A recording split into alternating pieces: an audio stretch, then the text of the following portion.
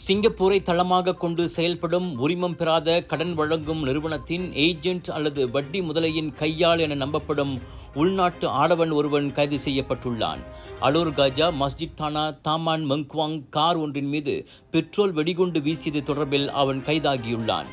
25 வயதான அந்நபர் செய்யும் ஒவ்வொரு வேலைக்கும் 1000 ரிங்கிட் சம்பளமாக பெற்றதாக நம்பப்படுகிறது.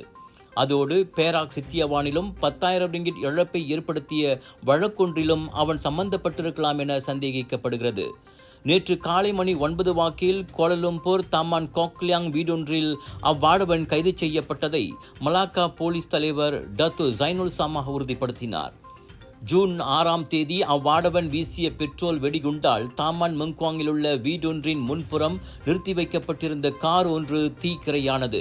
அச்சம்பவத்தில் பாதிக்கப்பட்ட பெண் ஒருவர் செய்த புகாரை தொடர்ந்து போலீசார் மேற்கொண்ட உளவு மற்றும் சோதனை நடவடிக்கை வாயிலாக அவ்வாடவன் கைது செய்யப்பட்டுள்ளான்.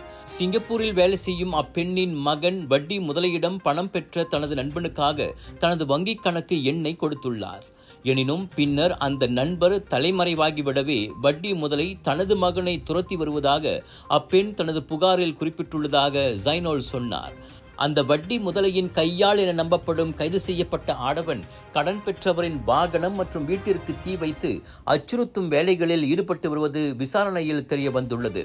அதனால் குற்றவியல் சட்டத்தின் 435வது பிரிவின் கீழ் விசாரணைக்காக அவ்வாடவன் தடுத்து வைக்கப்பட்டுள்ளான்.